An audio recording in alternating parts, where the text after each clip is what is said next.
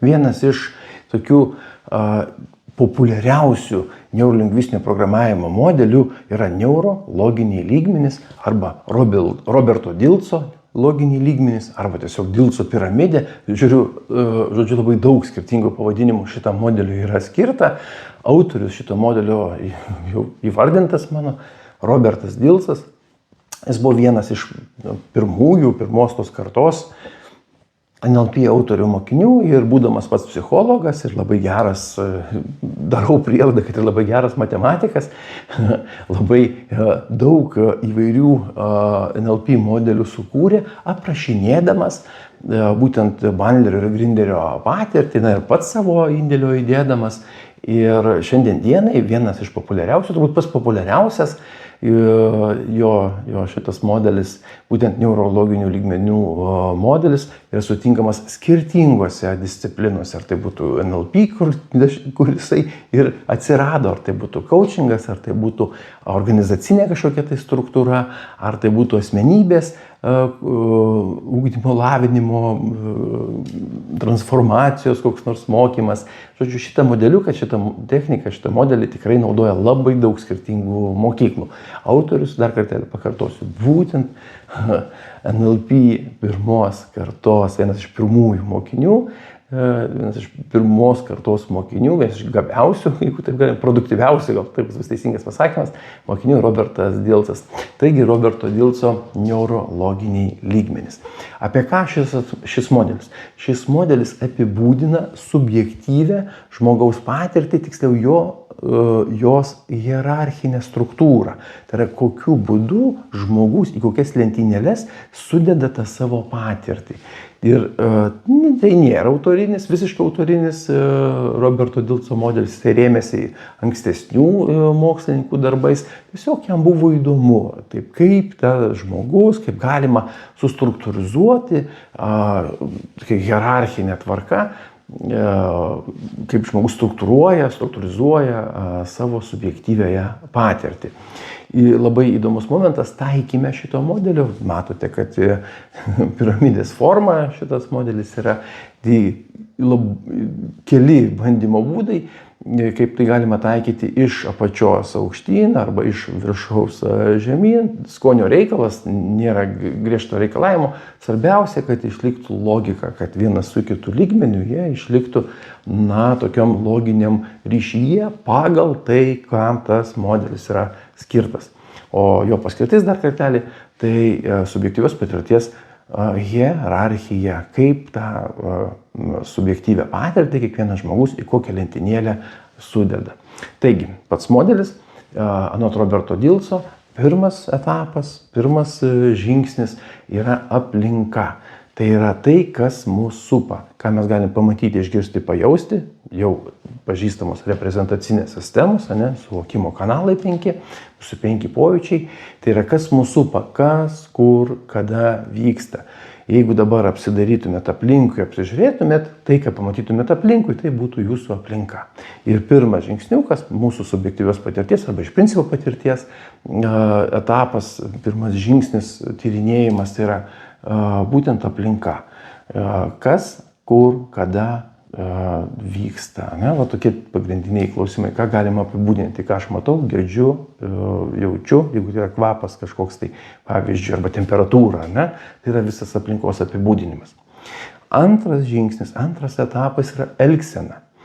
Kokia yra elgsena, koks yra elgesys, ką žmonės daro. Ir čia, ir šitam antram etape irgi labai svarbus momentas, kad elgseną mes galim pamatyti, galime išgirsti. Tai jeigu žmogus kalba, tai mes girdim, kad jis kalba. Jeigu jis mojuoja ranką, mes matom, kad jisai mojuoja ranką. Tai bent jau pamatyti ir išgirsti elgseną tik tai galim. Jeigu jisai skleidžia kažkokius garsus arba prisiliečia prie mūsų, mes galim ir pajausti. Pavyzdžiui, pastumė, mes galim ir pajausti, kad jis mane pastumė. Ir tai irgi bus kontaktas įvyko. Tai irgi yra elgsena.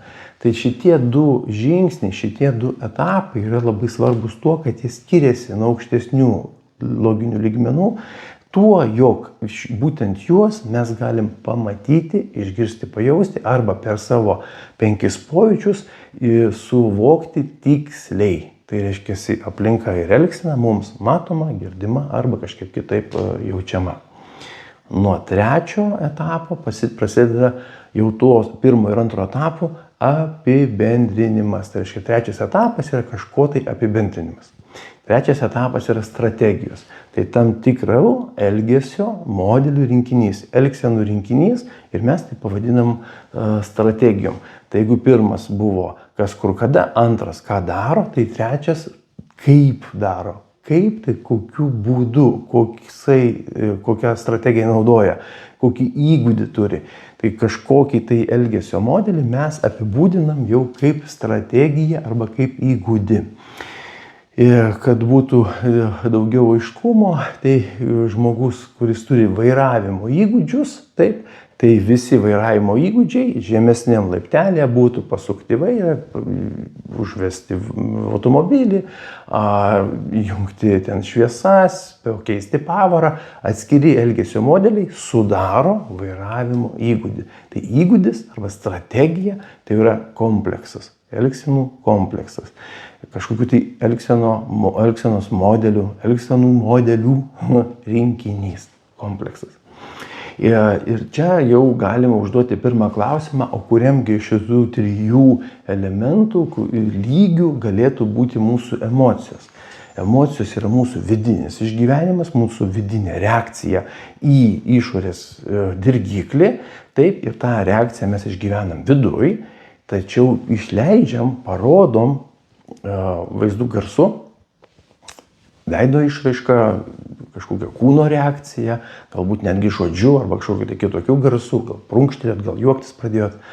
Yra tas elementas, ne? Ir amžinas klausimas, tai kurgi yra emocijos? Ar prie elgsenos, ar prie strategijų, prie tų įgūdžių, kažkur tarp tų dviejų, tarp antro ir trečio elemento.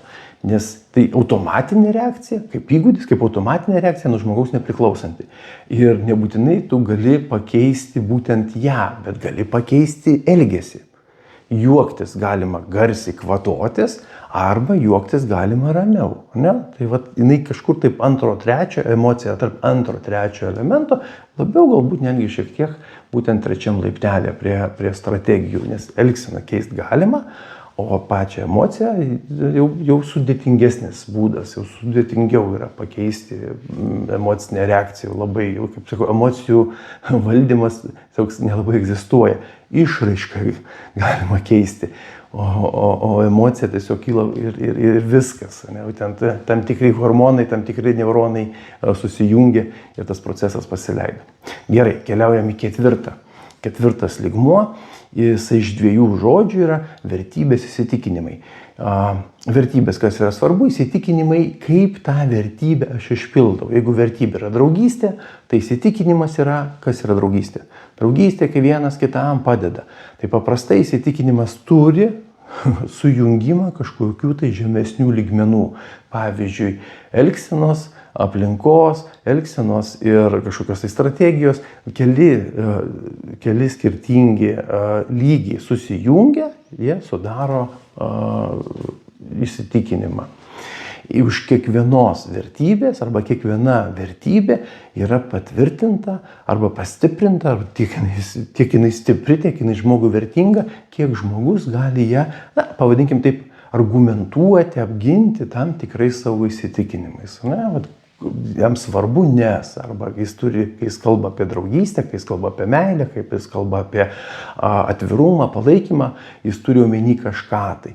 Ir žmogus papasakoja, iš ko susideda, koks yra turinys tos vertybės. Nes vertybė tai yra abstrakcija. Kaip ir sakiau, kuo aukštesnis lygmuo, tuo daugiau abstrakcijos.